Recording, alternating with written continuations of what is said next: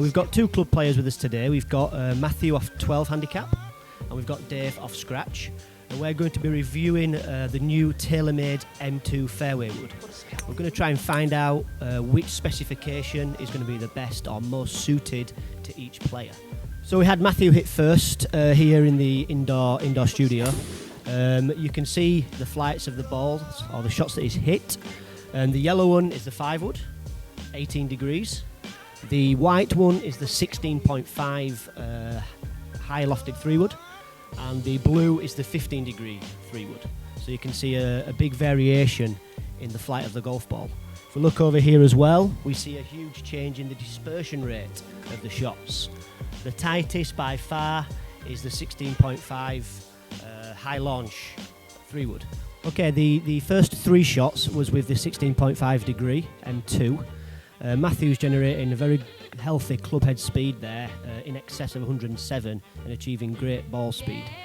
One of the main key factors with the M2 is with the speed pocket, it does reduce the spin and generate a great amount of ball speed, or an improved amount of ball speed.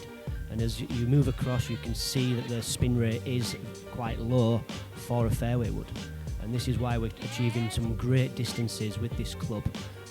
He could comfortably use this as a replacement driver, achieving in excess of 280 from the tee.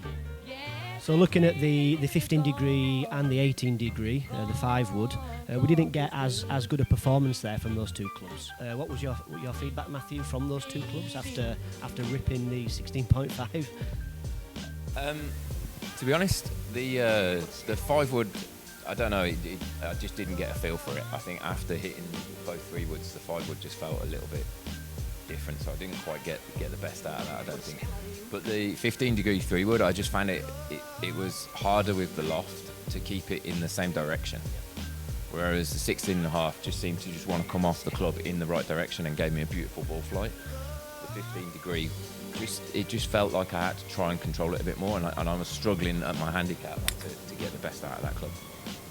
Yeah, that would ring true with what we hear, that even just that little bit of extra loft that a player can see improves their confidence, and they typically can hit the 16.5 further than the 15. So that would definitely be more suited to you, is having that little bit of additional loft. We're getting some great numbers there. So yeah, we've been through the stats there with a mid handicapper. We're now going to bring in Dave, who is our scratch golfer here today. So now have a look at Dave's flights and his data from the shots that he's just hit with the 15 degree 3 wood, the 16.5 and the 18 degree fairway wood. So, we have Dave's ball flights here. The image down on the left, it shows his dispersion. Clearly we can see the dispersion is a little bit greater with the 3 wood, but once we add a little bit of loft there, that dispersion becomes a lot tighter with both the 16.5 and the 18 degrees. Again, looking at the flight of the ball, 3 wood is much lower, a little bit less controlled, and then as we move into that 16.5, again we're seeing much more control over the ball flight. Here we have Dave's data. We've got the numbers from the shots that he's hit. We've got the 15 degree 3 wood at the top, followed by the 16.5 and then the 18 degree 5 wood. Dave's actually looking for a club that he can hit high from the fairway. He imagines it landing soft into the middle of the par 5s. So height and distance are a massive factor here.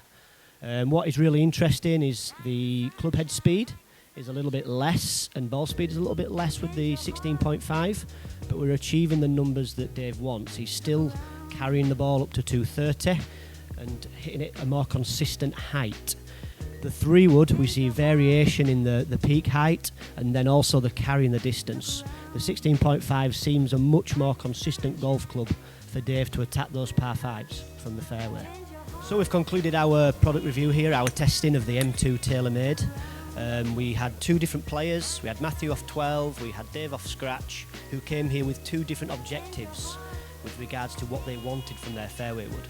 Matthew wanted an alternative off the tee, that he could still produce good distance and good controlled flight.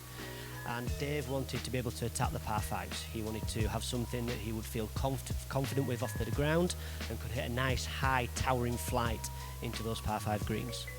What we got with Matthew is he preferred the 16.5.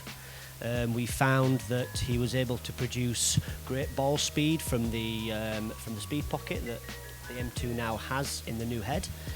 This was keeping his backspin, his spin under control, and he was able to produce some fantastic distances.